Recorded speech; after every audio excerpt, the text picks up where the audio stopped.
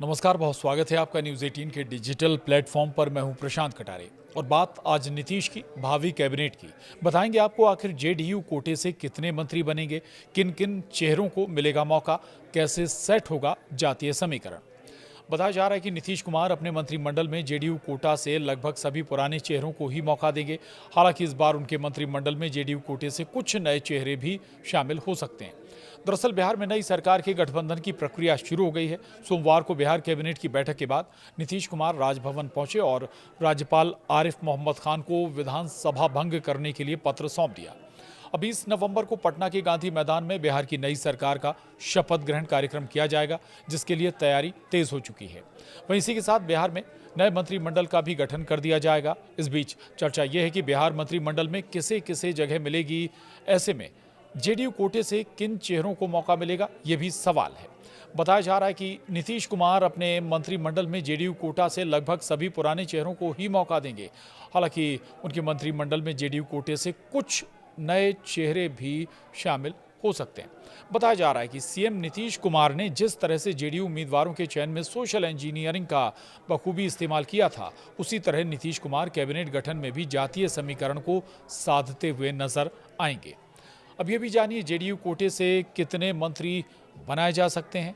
दरअसल नीतीश कुमार सामाजिक समीकरण के लिए जाने जाते हैं। इसकी तस्वीर 2025 में जेडीयू उम्मीदवार की लिस्ट देखने को मिली थी।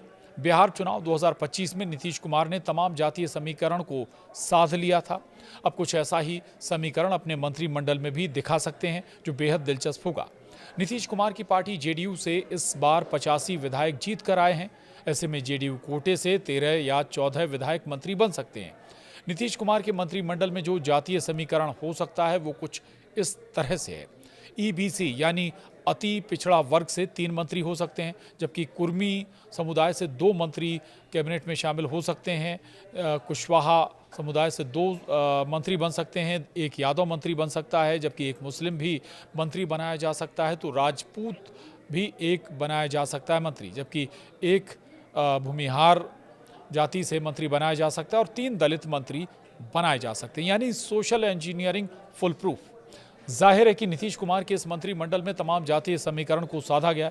इस जातीय समीकरण के लिहाज से 2 महिलाओं को जगह भी मिल सकती है। वहीं नीतीश कुमार अधिकांश पुराने चेहरों पर दावा लगा सकते हैं, जबकि 2 से 3 नए चेहरे को भी मंत्रिमंडल में जगह दे सकते हैं, जिसमें कुशवाहा और अति पिछड़ी जाति से हो सकते हैं। वहीं जेडीयू ने जिन चेहरों को मौका जेडीयू से मिल सकता है वो भी आपको बता देते हैं। बिहार में नई सरकार के गठन की प्रक्रिया शुरू हो गई है। इस बीच संभावित मंत्रियों की सूची सामने आ गई है। जेडीयू कोटे से विजय चौधरी, विजेंद्र प्रसाद यादव, श्रवण कुमार, अशोक चौधरी, लेशी सिंह, मदन सहनी, जयंत राज और सुनील कुमार फिर से मंत्री बन सकते हैं। वहीं इसके अलावा 2 से 3 नए चेहरों को मौका मिल सकता है। वहीं जेडीयू ने उम्मीदवारों की लिस्ट में भी जबरदस्त सोशल इंजीनियरिंग दिखाई थी। ये इस लिहाज से भी आप समझ लीजिए कि पिछड़ा वर्ग यानी ओबीसी से 37 उम्मीदवार मैदान में उतारे थे, अति पिछड़ा वर्ग से 22 उम्मीदवार मैदान में उतारे थे, जबकि सवर्ण समाज से भी 22 उम्मीदवार मैदान में उतारे गए थे। अनुसूचित जाति से 15 और अनुसूचित जनजाति से 2 उम्मीदवार मैदान में थे। इसके साथ ही जेडीयू ने 13 महिलाओं को भी टिकट देकर महिला सशक्तिकरण का मजबूत संदेश दिया था। नीतीश कुमार ने पहली लिस्ट में लवकुश समीकरण और दूसरी में पिछड़ा समाज पर फोकस किया था। नीतीश की सोशल इंजीनियरिंग का पुराना इतिहास रहा है। नीतीश कुमार के राजनीतिक जीवन की सबसे बड़ी ताकत रही उनकी सोशल इंजीनियरिंग।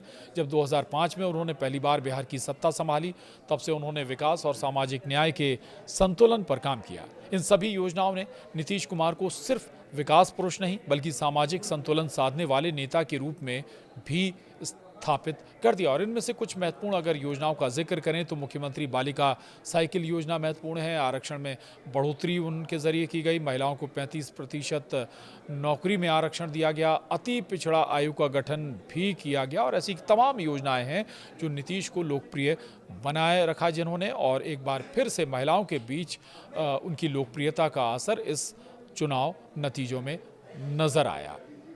नमस्कार।